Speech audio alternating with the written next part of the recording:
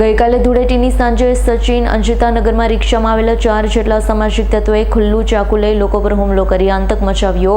Video viral થયો હતો. પોલીસે તપાસ શરૂ કરી 4 લોકોની ધરપકડ કરી સરઘસ કાઢ્યો હતો. શુક્રવારે ધૂળેટીના દિવસે શહેરીજનો અબીલ ગુલાલ અને રંગ લગાવી આનંદ મનાવતા હતા ત્યારે સચિન અંજતાનગર સોસાયટીમાં અચાનક એક રિક્ષામાં 4 જેટલા શખ્સ પૂરપાટ આવ્યા હતા. રિક્ષા થોપતા જ એક સફેદ ટી શર્ટ પહેરેલો શખ્સ ચપ્પુ લઈ ઉતર્યો. ત્યાં ઉભેલા લોકો પર ચપ્પુ વડે હુગલાવતા લાગતા આખા વિસ્તારમાં ભયનો માહોલ ફેલાયો છે. સોસાયટીમાં રહેતા મનોજ, રમાશંકર ગુપ્તા, રાજેન્દ્રભાઈ, ધર્મેન્દ્ર અને બિપિનભાઈને ઈજા પહોંચી હતી. અચાનક આવીને ગાળો આપી શખ્સ દ્વારા હુમલો કરાતા સ્થાનિકોએ ઉશ્કેરાઈ હુમલાખોરો પર પથ્થરમારો કર્યો.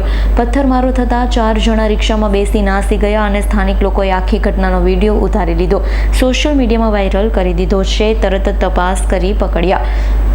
PIPN વાઘેલાએ જણાવ્યું હતું કે વિડીયો વાયરલ થતાં જ તપાસ કરી હુમલા કરનાર આદિત્ય ચારણ, સચિન JDC, મેહુલ પરમાર, વૃંદાવન સોસાયટી, કનકપુર, જશવંત કુંભ બિહારી, જલારામનગર સચિન અને મનીષ પ્રજાપતિ સચિન JDCને પકડી પાડ્યા હતા.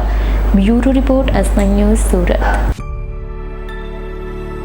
અમારી તમામ માહિતીથી અપડેટ રહેવા માટે જોડાયેલા રહો S9 ન્યૂઝ સાથે.